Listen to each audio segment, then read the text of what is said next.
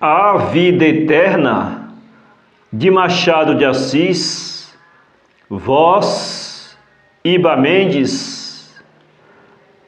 É opinião unânime que não há estado comparável àquele que nem é sono nem vigília, quando desafogado o espírito de aflições procura algum repouso às lides da existência. Eu de mim digo que ainda não achei hora de mais prazer, sobretudo quando tenho o estômago satisfeito e aspiro a fumaça de um bom charuto de Havana. Depois de uma ceia copiosa e delicada, em companhia de meu excelente amigo Dr. Vaz, que me apareceu em casa depois de 2 anos de ausência, fomos eu e ele para minha alcova, e aí entramos a falar de coisas passadas, como 2 velhos para quem já não tem futuro a gramática da vida. Vaz estava sentado numa cadeira de espaldar, toda forrada de couro, igual às que ainda hoje se encontram nas sacristias, e eu estendi-me em um sofá também de couro. Ambos fumávamos 2 excelentes charutos que me haviam mandado de presente alguns dias antes. A conversa, pouco animada ao princípio, foi esmorecendo cada vez mais, até que eu e ele, sem deixarmos o charuto da boca, cerramos os olhos e entramos no estado a que aludi acima, ouvindo os atos que passeavam no forro da casa, mas inteiramente esquecidos um do outro. Era natural passarmos dali ao sono completo, e eu lá chegaria se não ouvisse bater à porta 3 fortíssimas pancadas. Levantei-me sobressaltado. Vaz continuava na mesma posição, o que me fez supor que estivesse dormindo, porque as pancadas deviam ter lhe produzido a mesma impressão se ele se achasse meio acordado como eu. Fui ver quem me batia a porta. Era um sujeito alto e magro, embuçado em um capote. Apenas lhe abri a porta, o homem entrou sem me pedir licença e nem dizer coisa nenhuma. Esperei que me expusesse o motivo da sua visita e esperei debalde, porque o desconhecido sentou-se comodamente em uma cadeira, cruzou as pernas, tirou o chapéu e começou a tocar com os dedos na copa do dito chapéu, uma coisa que eu não pude saber o que era, mas que devia ser alguma sinfonia de doidos, porque o homem parecia vir direitinho da Praia Vermelha. Relancei os olhos para o meu amigo, que dormia sono solto na cadeira de espaldar. Os ratos continuavam a sua saturnal no forro. Conservei-me de pé durante poucos instantes, a ver se o desconhecido se resolvia a dizer alguma coisa. Apesar da impressão desagradável que o homem produzia em mim, examinei as feições e o vestuário. Já disse que vinha embrulhado em um capote.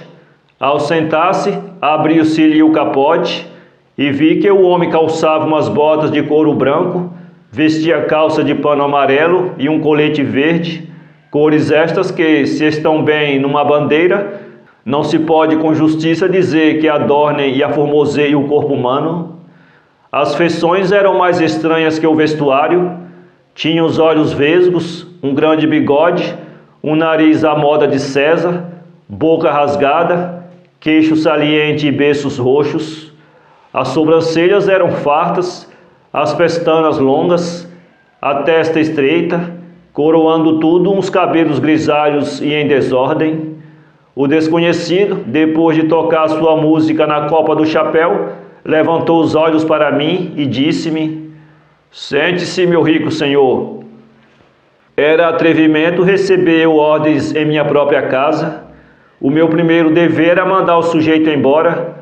Contudo, o tom em que ele falou era tão intimativo que eu insensivelmente obedeci e fui sentar-me no sofá. Daí pude ver melhor a cara do homem, à luz do lampião que pendia do teto, e achei-a pior do que antes.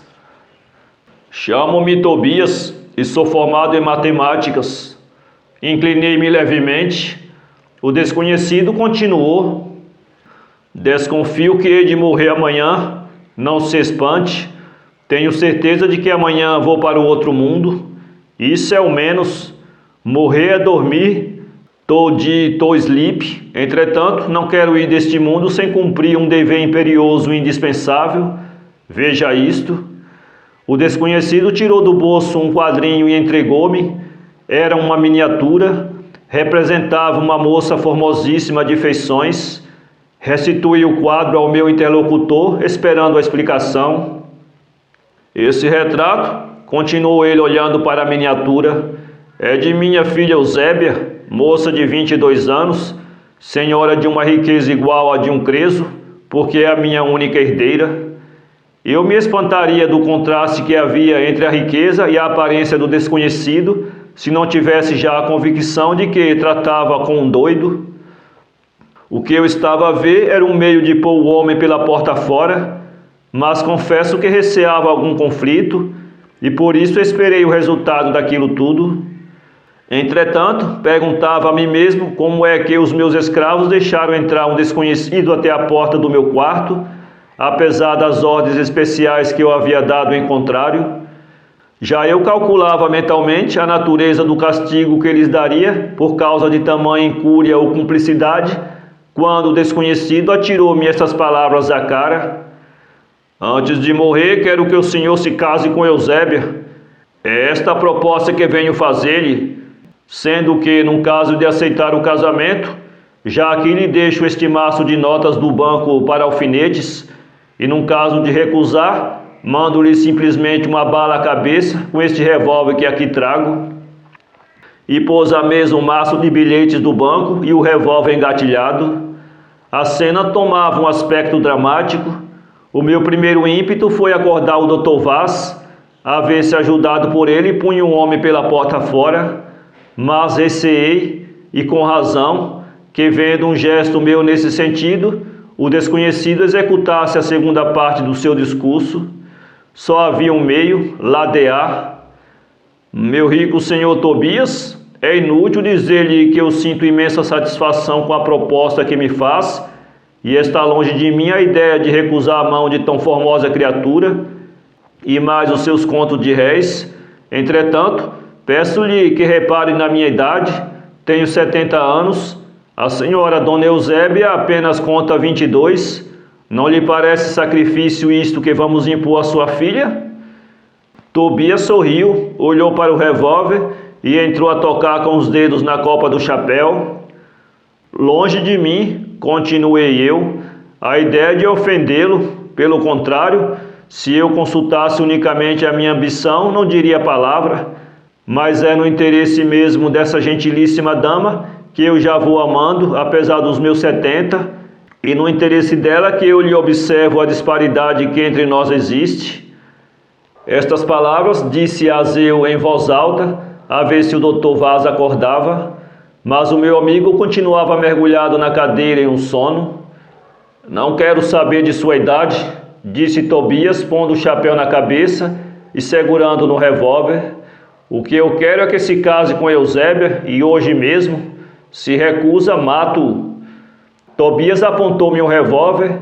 Que faria eu naquela alternativa, se não aceitar a moça e a riqueza, apesar de todos os meus escrúpulos? Caso, exclamei. Tobias guardou o revólver na algibeira e disse: pois bem, vista-se. Já? Sem demora. Viste-se enquanto eu leio. Levantou-se, foi à minha estante, tirou um volume de Dom Quixote e foi sentar-se outra vez. E enquanto eu, mais morto que vivo, ia buscar ao guarda-roupa a minha casaca, o desconhecido tomou uns óculos e preparou-se para ler. Quem é este sujeito que está dormindo tão tranquilo? Perguntou ele enquanto limpava os óculos. É o Dr. Vaz, meu amigo. Quer que lhe apresente? Não, senhor, não é preciso, respondeu Tobias, sorrindo maliciosamente. Vesti-me com vagar para dar tempo a que algum incidente viesse interromper aquela cena desagradável para mim. Além disso, estava trêmulo, não atinava com a roupa, nem com a maneira de vestir. De quando em quando deitava um olhar para o desconhecido, que lia tranquilamente a obra do imortal Cervantes. O meu relógio bateu 11 horas. Subitamente lembrou-me que uma vez na rua podia eu ter o recurso de encontrar um policial a quem comunicaria a minha situação, conseguindo ver-me livre do meu importuno sogro. Outro recurso havia, e melhor que esse, vinha-se acordar o Dr. Vaz na ocasião da partida, coisa natural, e ajudado por ele desfazer-me do incógnito.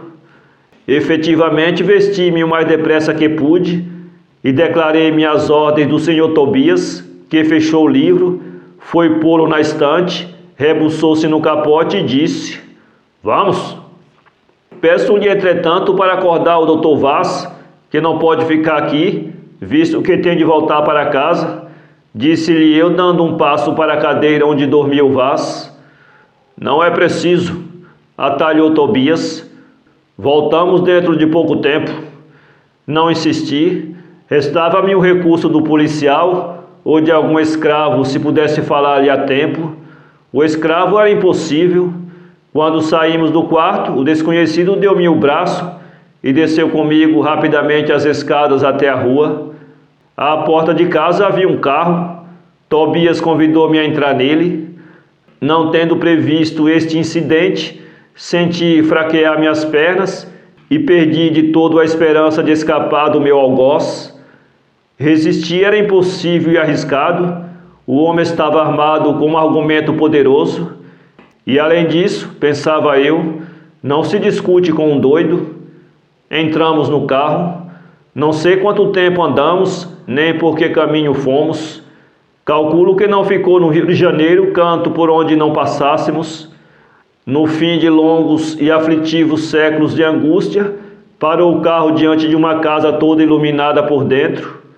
"É aqui", disse o meu companheiro. "Desçamos." A casa era um verdadeiro palácio. A entrada era ornada de colunas de ordem dórica, o vestíbulo calçado de mármore branco e preto e iluminado por um magnífico candelabro de bronze de forma antiga. Subimos, eu e ele, por uma magnífica escada de mármore até o topo, onde se achavam duas pequenas estátuas representando Mercúrio e Minerva. Quando chegamos ali, o meu companheiro disse-me, apontando para as estátuas: "São emblemas, meu caro genro. Minerva quer dizer Eusébia, porque é a sabedoria. Mercúrio sou eu, porque represento o comércio." "Então o senhor é comerciante?" perguntei eu ingenuamente ao desconhecido. "Fui negociante na Índia." Atravessamos duas salas e ao chegarmos à terceira encontramos um sujeito velho, a quem Tobias me apresentou dizendo: "Aqui está o Dr. Camilo da Anunciação. Leve-o para a sala dos convidados, enquanto eu vou mudar de roupa. Até já, meu caro genro." E deu-me as costas. O sujeito velho, que eu soube depois ser o mordomo da casa, tomou-me pela mão e levou-me a uma grande sala, que era onde se achavam os convidados. Apesar da profunda impressão que me causava aquela aventura, confesso que a riqueza da casa me assombrava cada vez mais, e não só a riqueza, senão também o gosto e a arte com que estava preparada. A sala dos convidados estava fechada quando lá chegamos. O mordomo bateu 3 pancadas e veio abrir a porta um lacaio, também velho, que me segurou pela mão, ficando o mordomo do lado de fora. Nunca me há de esquecer a vista da sala, apenas se me abriam as portas. Tudo ali era estranho e magnífico. No fundo, em frente da porta de entrada, havia uma grande águia de madeira, fingindo bronze, encostado à parede, com as asas abertas e preparando-se como para voar. Do bico da águia pendia um espelho, cuja parte inferior estava presa às garras, conservando assim a posição inclinada que costumava ter um espelho de parede. A sala não era forrada de papel, mas de seda branca, o teto artisticamente trabalhado, grandes candelabros, magnífica mobília, flores em profusão, tapetes, tudo, enfim, quanto o luxo e o gosto sugerem ao espírito de um homem rico. Os convidados eram poucos e não sei por que coincidência, eram todos velhos, como o mordomo e o lacaio e o meu próprio sogro, finalmente velhos como eu também. Introduzido pelo criado, fui logo cumprimentado pelas pessoas presentes, com uma atenção que me dispôs logo o ânimo a querer-lhes bem. Sentei-me numa cadeira e vieram reunir-se em roda de mim, todos risonhos e satisfeitos por ver o genro do incomparável Tobias. Era assim que chamavam ao homem do revólver. Acudi como pude às perguntas que me faziam, e parece que todas as minhas respostas contentavam os convidados, porquanto de minuto a minuto choviam sobre mim louvores e cumprimentos. Um dos convidados, homem de 70 anos, condecorado e calvo, disse com aplausos gerais: o Tobias não podia encontrar melhor genro, nem que andasse com uma lanterna por toda a cidade, que digo, por todo o império. Vê-se que o Dr. Camilo da Anunciação é um perfeito cavalheiro, notável por seus talentos, pela gravidade da sua pessoa e, enfim, pelos admiráveis cabelos brancos que lhe adornam a cabeça, mais feliz do que eu, que os perdi há muito. Suspirou o homem com tamanha força que parecia estar nos arrancos da morte. A assembleia cobriu de aplausos as últimas palavras do orador. Articulei um agradecimento e preparei imediatamente os ouvidos para responder a outro discurso que me foi dirigido por um coronel reformado e outro finalmente por uma senhora que desde a minha entrada não tirava os olhos de mim. Senhora Condessa, disse o coronel quando a senhora acabou de falar, confesse Vossa Excelência que os rapazes de hoje não valem este respeitável ancião, futuro genro do incomparável Tobias. Vale nada, coronel. Em matéria de noivos, só o século passado os fornece capazes e bons. Casamentos de hoje, a prenúncio, uns peraltas todos pegadinhos e esticados, sem gravidade, sem dignidade, sem honestidade. A conversa assentou toda neste assunto. O século XIX sofreu ali um vasto processo e talvez preconceito de velho. Falavam tão bem aquele assunto, com tanta discrição e acerto, que eu acabei por admirá-los. No meio de tudo, estava ansioso por conhecer a minha noiva. Era a última curiosidade. E se ela fosse, como eu imaginava, uma beleza e além do mais riquíssima, que poderia exigir da sorte? Aventurei uma pergunta nesse sentido a uma senhora que se achava ao pé de mim e em frente à condessa.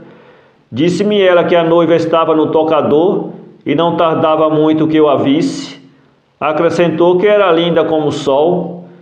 Entretanto, decorrera uma hora e nem a noiva nem o pai, o incomparável Tobias, aparecia na sala. Qual seria a causa da demora do meu futuro sogro? Para vestir-se não era preciso tanto tempo. Eu confesso que, apesar da cena do quarto e das disposições em que vi o homem, estaria mais tranquilo se ele estivesse presente.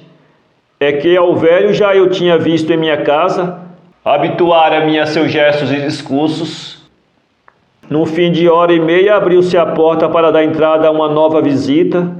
Imagine o meu pasmo quando dei com os olhos no meu amigo Dr. Vaz. Não pude abafar um grito de surpresa e corri para ele. Tu aqui? Ingrato, respondeu sorrindo o Vaz. Casas e não convidas a teu primeiro amigo? Se não fosse esta carta, ainda eu lá estaria no teu quarto à espera. Que carta? Perguntei eu. O Vaz abriu a carta que trazia na mão e deu-me para ler, enquanto os convidados de longe contemplavam a cena inesperada, tanto por eles como por mim. A carta era de Tobias e participava ao Vaz que, tendo eu de casar-me naquela noite, tomava ele a liberdade de convidá-lo na qualidade de sogro para assistir à cerimônia. Como vieste? Teu sogro mandou-me um carro. Aqui fui obrigado a confessar mentalmente que o Tobias merecia o título de incomparável, como Enéas o de Pio. Compreendi a razão porque não quis que eu o acordasse. Era para causar-lhe a surpresa de vê-lo depois. Como era natural, quis o meu amigo que eu lhe explicasse a história do casamento, tão súbito, e eu já me dispunha a isso, quando a porta se abriu e entrou o dono da casa. Era outro. Já não tinha as roupas esquisitas e o ar singular com que eu vira no meu quarto. Agora trajava com aquela elegância grave que cabe a um velho, e pairava-lhe nos lábios o mais amável sorriso. Então, meu caro genro, disse-me ele depois dos cumprimentos gerais, que me diz a vinda do seu amigo? Digo, meu caro sogro, que o senhor é uma pérola. Não imaginará talvez o prazer que me deu com esta surpresa, porque o Vaz foi e é o meu primeiro amigo. Aproveitei a ocasião para o apresentar a todos os convidados, que foram de geral acordo em que o Dr. Vaz era um digno amigo do Dr. Camilo da Anunciação. O incomparável Tobias manifestou o desejo e a esperança de que dentro de pouco tempo ficaria a sua pessoa ligada à de nós ambos, por modo que fôssemos todos designados os três amigos do peito. Bateu meia-noite, não sei em que igreja da vizinhança. Ergueu-se o incomparável Tobias e disse-me: meu caro genro, vamos cumprimentar sua noiva. Aproxima-se a hora do casamento. Levantaram-se todos e dirigiram-se para a porta da entrada, indo na frente eu, o Tobias e o Vaz. Confesso que, de todos os incidentes daquela noite, este foi o que mais me impressionou.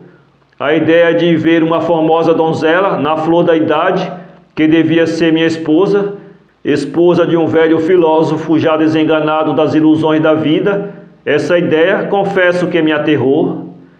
Atravessamos uma sala e chegamos diante de uma porta, meia aberta, dando para outra sala ricamente iluminada. Abriram a porta dois lacaios e todos nós entramos. Ao fundo, sentada num riquíssimo divã azul, estava já pronta e deslumbrante de beleza a senhora Dona Eusébia. Tinha eu até então visto muitas mulheres de fascinar, nenhuma chegava aos pés daquela. Era uma criação de poeta oriental. Comparando a minha velhice à mocidade de Eusébia, senti-me envergonhado e tive ímpetos de renunciar ao casamento. Fui apresentado à noiva pelo pai e recebido por ela com uma afabilidade, uma ternura, que acabaram por vencer-me completamente. No fim de 2 minutos, estava eu cegamente apaixonado. Meu pai não podia escolher melhor marido para mim, disse-me ela, fitando-me uns olhos claros e transparentes. Espero que tenha a felicidade de corresponder aos seus méritos. Balbuciei uma resposta, não sei o que disse. Tinha os olhos embebidos nos dela. Eusébio levantou-se e disse ao pai: estou pronta. Pedi que Vaz fosse uma da testemunha do casamento, o que foi aceito. A outra testemunha foi o coronel. A condessa serviu de madrinha. Saímos dali para a capela, que era na mesma casa e pouco retirada. Já lá se achavam o padre e o sacristão.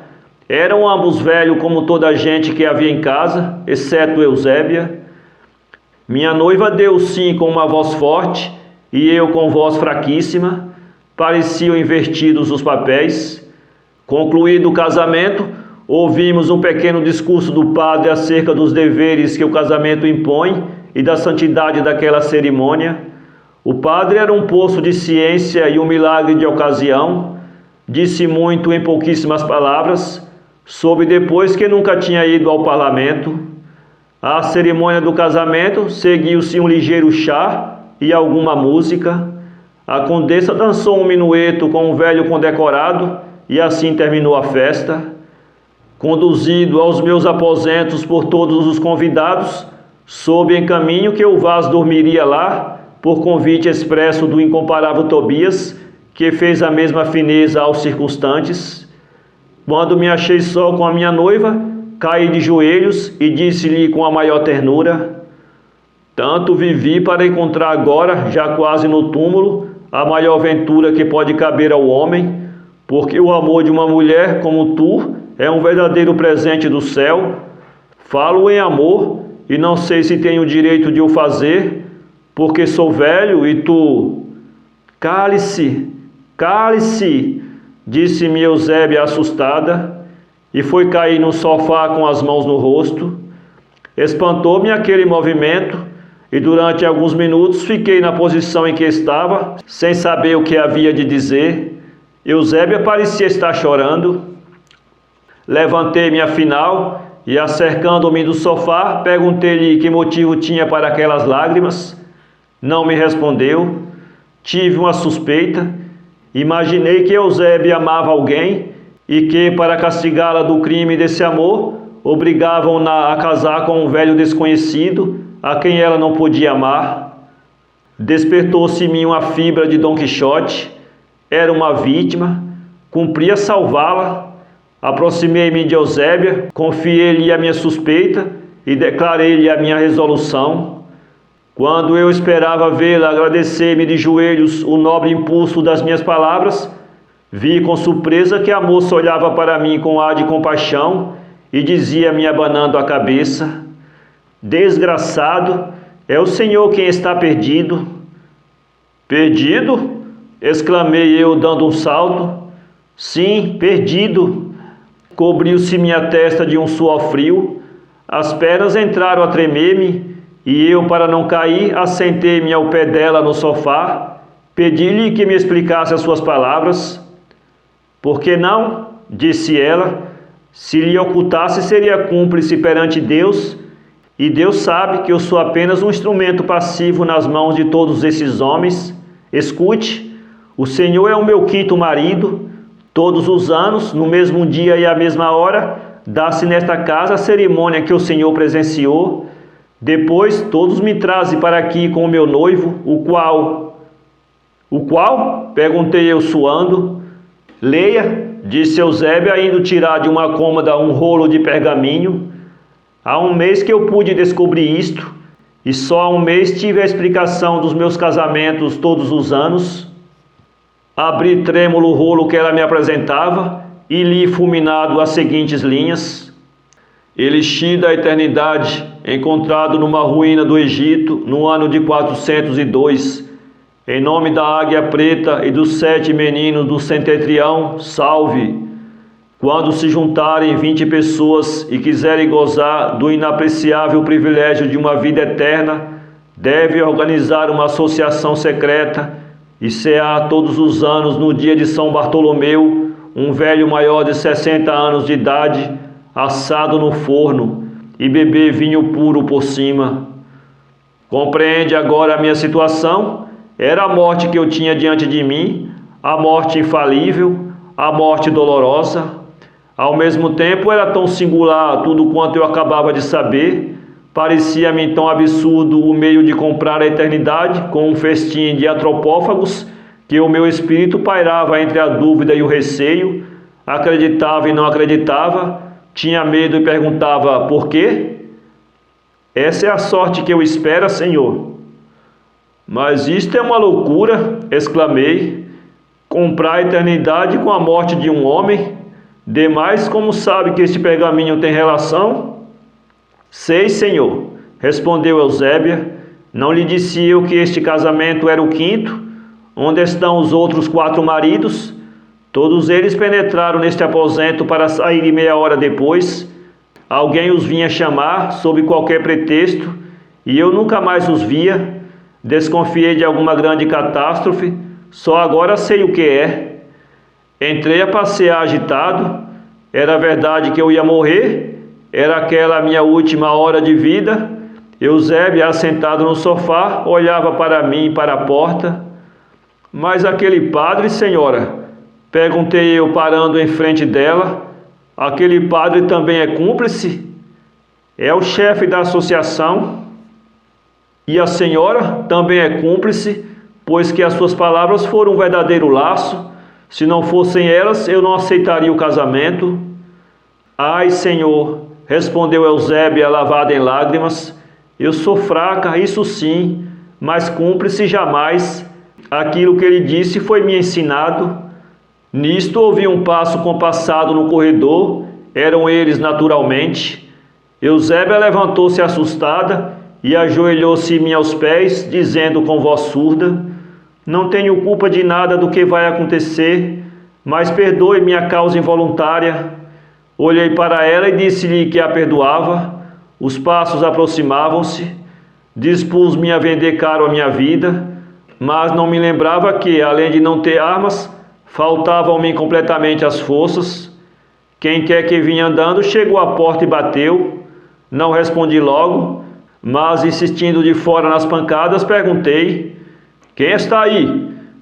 Sou eu, respondeu-me Tobias com voz doce. Queira abrir minha porta. Para quê? Tenho de comunicar-lhe um segredo. A esta hora. É urgente. Consultei Eusébia com os olhos. Ela abanou tristemente a cabeça. Meu sogro, adiemos o segredo para amanhã. É urgentíssimo, respondeu Tobias, e para não lhe dar trabalho, eu mesmo abro com outra chave que possuo. Corri à porta, mas era tarde. Tobias estava na soleira, risonho como se fosse entrar num baile. Meu caro genro, disse ele, peço-lhe que venha comigo à sala da biblioteca. Tenho de comunicar-lhe um importante segredo relativo à nossa família. Amanhã não acha melhor? Disse eu. Não, há de ser já, respondeu Tobias franzindo a testa. Não quero. Não quer, pois há de ir. Bem sei que sou o seu quinto genro, meu caro senhor Tobias. Ah, sabe, Eusébia contou-lhe os outros casamentos, tanto melhor. E voltando-se para a filha, disse com frieza de matar: indiscreta, vou dar-te o prêmio. Senhor Tobias, ela não tem culpa. Não foi ela que lhe deu esse pergaminho? Perguntou Tobias, apontando para o pergaminho que eu ainda tinha na mão. Ficamos aterrados. Tobias tirou do bolso um pequeno apito e deu um assobio, ao qual responderam outros. E daí a alguns minutos estava a alcova invadida por todos os velhos da casa. Vamos à festa, disse o Tobias. Lancei mão de uma cadeira e ia atirar contra o sogro, quando Eusébia segurou-me no braço, dizendo: é meu pai. Não ganhas nada com isso, disse Tobias sorrindo diabolicamente. Hás de morrer, Eusébia. E segurando-a pelo pescoço, entregou-a a 2 lacaios, dizendo: matem-na. A pobre moça gritava, mas em vão. Os 2 lacaios levaram-na para fora, enquanto os outros velhos seguravam-me pelos braços e pernas e levaram-me em procissão para uma sala toda forrada de preto. Cheguei ali mais morto que vivo. Já lá achei o padre vestido de batina. Quis ver antes de morrer o meu pobre amigo Vaz, mas soube pelo coronel que ele estava dormindo e não sairia mais daquela casa. Era o prato destinado ao ano futuro. O padre declarou-me que era o meu confessor, mas eu recusei receber a absolvição do próprio que me ia matar. Queria morrer impenitente. Deitaram-me em cima de uma mesa atado de pés e mãos e puseram-se todos à roda de mim, ficando à minha cabeceira um lacaio armado com um punhal. Depois entrou toda a companhia a entoar um coro em que eu só distingui as palavras: em nome da águia preta e dos 7 meninos do centetrião. Corria-me o suor em bagas, eu quase nada via. A ideia de morrer era horrível, apesar dos meus 70 anos, em que já o mundo não deixa saudades. Parou o coro e o padre disse com voz forte e pausada: atenção, faça o punhal a sua obra. Luziu-me pelos olhos a lâmina do punhal, que se cravou todo no coração. O sangue jorrou-me do peito e inundou a mesa. Eu, entre convulsões mortais, dei o último suspiro. Estava morto, completamente morto, e entretanto ouvia tudo à roda de mim. Restava a mim uma certa consciência deste mundo a que já não pertencia. Morreu? Perguntou o coronel. Completamente, respondeu Tobias. Vão chamar agora as senhoras? As senhoras chegaram dali a pouco, curiosas e alegres. Então, perguntou a condessa, temos homem? Ei-lo. As mulheres aproximaram-se de mim e ouvi então o elogio unânime dos canibais. Todos concordaram que eu estava gordo e havia de ser excelente prato. Não podemos assá-lo inteiro, é muito alto e gordo, não cabe no forno. Vamos esquartejá-lo, venham facas. Essas palavras foram ditas pelo Tobias, que imediatamente distribuía os papéis. O coronel cortaria a perna esquerda, o condecorado à direita, o padre um braço, ele outro, e a condessa, amiga de nariz de gente, cortaria o meu para comer de cabidela. Vieram as facas e começou a operação. Confesso que eu não sentia nada, só sabia que me haviam cortado uma perna quando ela era tirada ao chão com estrépito. Bem, agora ao forno, disse Tobias. De repente ouvi a voz do Vaz. Que é isso, ô Camilo? Que é isso? Dizia ele. Abri os olhos e achei-me deitado no sofá em minha casa. Vaz estava ao pé de mim. Que diabo tens tu? Olhei espantado para ele e perguntei. Onde estão eles? Eles quem? Os canibais. Estás doido, homem? Examinei-me, tinha as pernas, os braços e o nariz. O quarto era o meu, Vaz era o mesmo Vaz. Que pesadelo tiveste? Disse ele. Estava eu a dormir quando acordei com os teus gritos. Ainda bem, disse eu.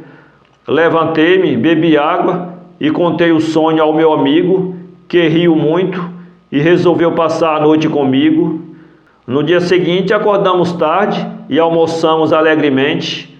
Ao sair, disse-me o Vaz: por que não escreves o teu sonho para o Jornal das Famílias? Homem, talvez. Pois escreve que eu mando ao Garnier.